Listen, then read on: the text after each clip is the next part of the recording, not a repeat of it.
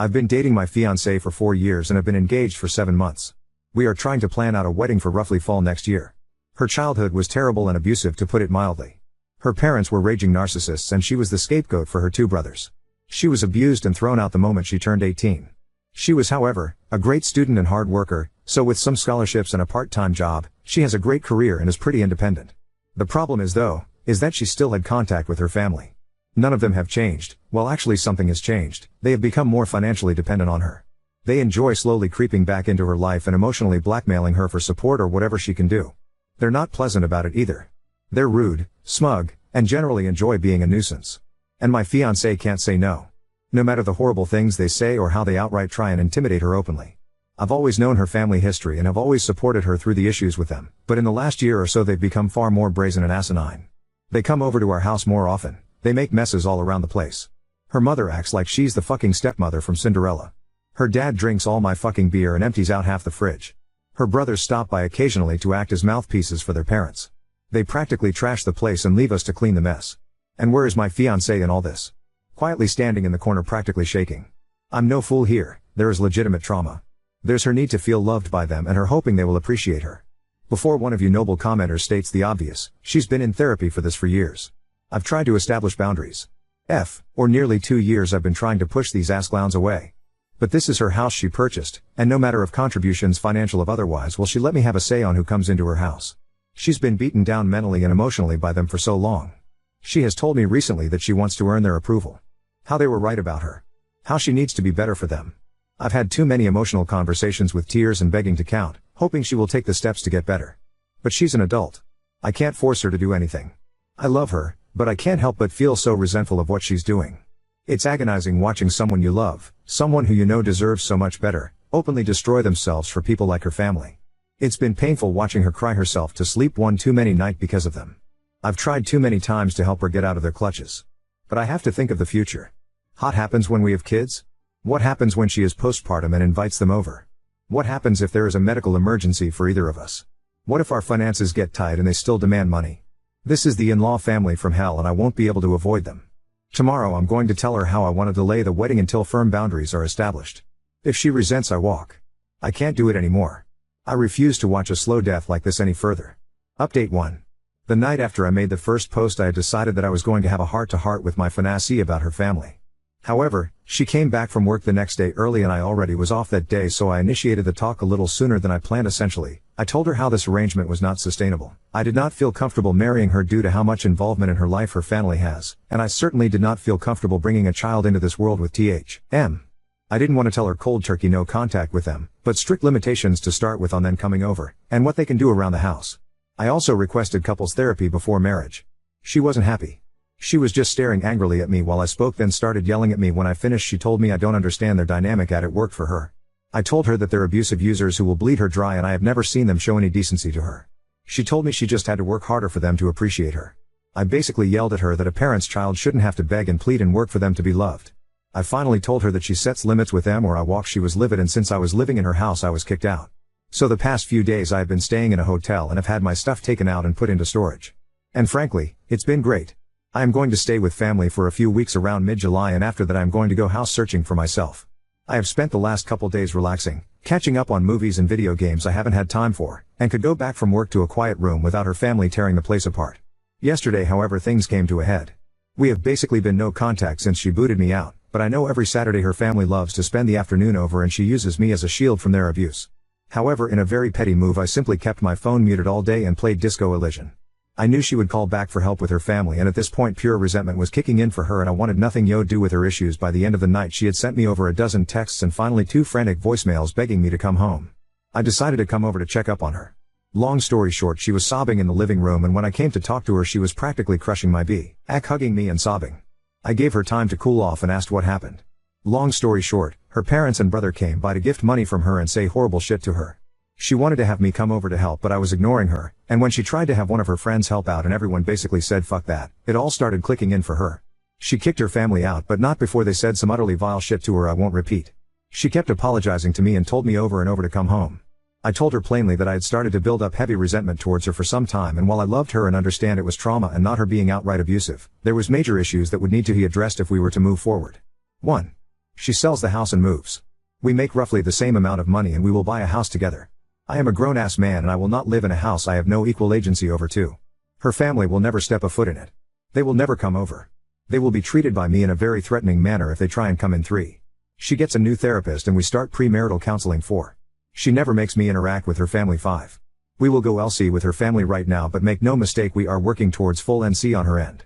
I told her I love her. We have been together for a while now and have beautiful memories together, and I know she is suffering from abuse, but these are non-negotiable, and if she has a problem with any of them then we have to go out separate ways. She told me she's realized for a while now that her family is toxic and unhealthy. She wants to make changes. She has accepted, but some of these will take a while to see through. For now I'm going to stay in the hotel until I head back to stay with my family. She is welcome to come over, but I have made it clear her house is not somewhere I want to go. Her and I are both off tomorrow, so we will spend the day here and maybe go out. This is obviously not over yet, but I might not post anything else until mid-August or so. Update 2. Despite all intentions of not updating until much later with the hopes of an improved relationship with my fiancée and her establishing boundaries with her toxic family, we are now broken up. Essentially what happened was, after last weekend where I left her for the time to deal with them herself, she seemed to finally grasp the situation and was open to changes, including boundaries and a possible move. We spent Monday and Tuesday hanging out in my hotel that I was staying in until I went back to my family for a couple weeks. The other night she was being very vague with texting when she originally was supposed to come over. She came much later than expected and I knew something was up. She basically unloaded on me how I was abusive, controlling, overly demanding, and unsupportive. It took me 5 fucking seconds to figure out she was repeating verbatim some sort of rehearsed speech from her parents. And to be honest, I was so agitated at this point, despite making a huge gamble on her, I decided to be a prick about it. I asked her if her family told her to say this. She said they suggested it to her, but she came up with it herself. Suure. I asked her to explain in detail what I did. She said I was living like a parasite off her. I reminded her that I'm paying 50-50 for her fucking mortgage, 50-50 for utilities and groceries as well. I have my own car I pay for. A job that makes just about as much as hers, unlike her fucking leech parents who demand payments on the weekly and raid the kitchen on the weekends. I told her to try again with something better. She looked flustered and said I was trying to isolate her. I kinda smirked like a jackass and told her that I have always supported her many friendships that she has destroyed on her own because no one wants to deal with her family or be used as a shield like me. I was practically demanding to know at this point why she is so hellbent on destroying her life for these people. She just kinda shouted that I don't understand her family and she's just trying to earn their love back, and was boshly ranting at that point. It's just so staggering to see up close. I have ventured into a few subreddits to get perspectives, and if you have any familiarity with them you'll see how people who are victims of abuse by their own family can be so utterly broken by it that it'll wreck their brain to where they truly believe they are the problem and they deserve the abuse. Well, that's how she was. She was utterly broken and didn't want help. She didn't want to get better, she just wanted to get worse. It hit me like a truck, honestly, the realization. I really did feel like a fool for trying, even if it was what I was supposed to do in the first place. She was practically berserk at this point and I was just mentally exhausted and needed her to leave before someone called the police. She finally left, but I had a few concerned neighbors check on me. Some of her friends are aware as they have messaged me checking on the situation. I told them the truth and that I just needed to be alone to think what to do next right now. They have revealed that she has given them similar rants after they expressed concern for her. One had even heard that she may be possibly at risk of losing her job. She is definitely having some sort of mental break. From my understanding, she is now completely isolated. She is actually sprinting into a horrible lonely life right now. There's nothing I can do for her at this point, and as selfish as it sounds I'm just glad it's going to be behind me. Update 3. Things have kinda wrapped up, but there were some loose ends. I completely forgot to change my mailing address, which I should have done ASAP, so a couple important things got sent to her house. I had to go pick them up, plus a final couple of items I want for my move that I foot there and decided I wanted to actually take. She was being difficult and not responding to messages in regards to them, so I had to go get them from her myself. I brought a mutual friend just in case. Thankfully she was at least cooperative in letting me get my stuff and it wasn't much of an issue. Everything else was though she had a lot of nasty things to say. Telling me she was already sleeping around. Telling me how happy she was now that I was gone. Telling me she's finally free of me, how she's going to be so much better off without me. A lot of generic insults and horrible things you would commonly expect from a nasty breakup. And you know what? It was so fucking obvious it was a rehearsed script from her family, and you could easily see how miserable she was. She looked like a mess, like she hasn't slept in days. The house was a mess. She wasn't even yelling it. She sounded so exhausted and broken when she said it. She didn't even smile when she said anything. Just a face contorted in hate and anger. She was not the woman I knew anymore. That person was gone. When I was getting ready to leave she was still going on. I was fed up and told her something along the lines of, congratulations. Your friends are gone. Your human shields are gone. Your engagement is over. Your support is gone. Anyone who ever treated you like a decent human being is gone. It's just you and your family. I hope you're happy while they bleed you dry. It probably didn't go like that, but something like it. She just stood there. Literally just stood there and looked at me with indifference and walked away as I walked out the door. As we were leaving, the mutual friend Tiffany asked if I was okay. I reassured her I was, and I'm just trying to get myself set up to go home next week. She also confirmed that she hears my ex did lose her job for not showing up for several days and basically ghosting them. They're going to try an intervention next week and asked if I could participate, but I'm not delaying my travel because frankly I just want a clean break. I know for a fact that if I stay involved I'm only going to be witnessing the slow descent to either a full break or a suicide. I just can't do that. Despite all this, I'm actually excited for the future, and I have realized that I ignored way too many red flags at the beginning. Even with everything that happened, I know I'll be doing good and I'm going to be alright. I expect this to be my final update. I'm still in town until Sunday afternoon, so something could happen while I'm still here, but if anything does, it won't be exciting. Update 4. I'm currently back in my home state with family, refamiliarizing myself with the area. I have 100% decided to stay here permanently and am starting the long process of looking up homes in the area. I've been doing great and hanging out with friends and family. A couple mutuals with my ex-fiancée have let me know what's been happening, and things finally seem to be getting better. The plan was for an intervention Sunday, but Saturday night after her family visited again, she called friends in an absolute manic state, and it finally seems to have clicked how bad she screwed up. It was a full-blown panic attack and meltdown which ended with her in the ER. Needless to say, she finally admits how miserable she is and that she's messed up her life badly. Apparently she tried calling me, but I had her blocked. She still has her job, and that info about her losing it was wrong, but she's hanging by a thread there, and her boss has basically ordered her to use her PTO for a few weeks to get her head on straight. She's a valuable asset there, and they are trying to make sure she can fix herself before they pull the plug on her. Her friend group is extremely close. My ex was someone who was a very helpful and supportive friend, so it makes sense her group is going this far in trying to help her. It is, however, an unspoken agreement that if she goes back to how she was again, that they are prepared to let her sink on her own. She's doing as well as can be expected. Her family has continued to heads her with calls and messages. They've tried showing up to her house but have been firmly redirected by friends and even neighbors. I hope she truly understands the kind of support system she has. As trashy shitshow family disputes usually go, her parents and brothers have taken it to Facebook, which from what I heard has been in my ex's favor, as it has exposed their behavior to many more people and seems to have shut them up for a little. Finally, she had one of the mutuals pass a message to me. Essentially it was her admitting all the horrible things she said to me were not true and were done by her family, as I knew they were. She apologized for how things ended and hoped we could one day reconnect. Sadly, I had to relay that we need to stay separated for good and she just needs to focus on her healing, but I told her I still care for her and I wish her the best, but this needs to be our goodbye. The message seems to have been passed along and her friends are helping her process that. She's got a long way to go, but I hope she can find her peace as I am finding mine. Now listen to the next story. Weird guy shows up at my parents' house at 1 a.m. looking for me and using details of my life that were valid 20 years ago. This happened 3 nights ago and I am going crazy trying to figure it out. I just moved into a new apartment 1 month ago and I am still unpacking and settling in. I have been using my parents' address as my mailing address, who live a few towns over, 20 minutes away, all of my life. 3 nights ago my parents call me at 2 a.m. freaked out and proceed to tell me this story. Apparently at 1 a.m. someone starts banging on their front door and repeatedly ringing their doorbell. My stepdad walks downstairs and opens the door, leaving the front glass door closed and locked. There was a man standing outside, who looked to be in his 30s, a black hoodie on with the hood pulled up around his face. He didn't have any distinguishing facial features, facial hair or tattoos. The only thing my stepdad said was that he looked to be Hispanic. Neither my stepdad or my mother, who was watching the whole thing out a window, recognized the man. The man says, "I'm so sorry to bother you, but I'm looking for my full name." My stepdad plays dumb and says, "Who?" The man proceeds to state my full name again and says that my boyfriend is worried because I didn't come home that night. He claims to be a friend of my boyfriend and tells my stepdad that they are both out looking for me, worried because I didn't show up at home.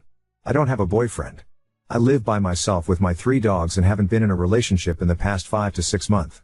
Here's the weird part. My stepdad asked the guy what boyfriend he was talking about and the man tells him the name of the boyfriend I had when I was in 10th grade, nearly 20 years ago. My boyfriend in 10th grade has a very, very unique Italian name. I've never met anyone with a full name even close to his.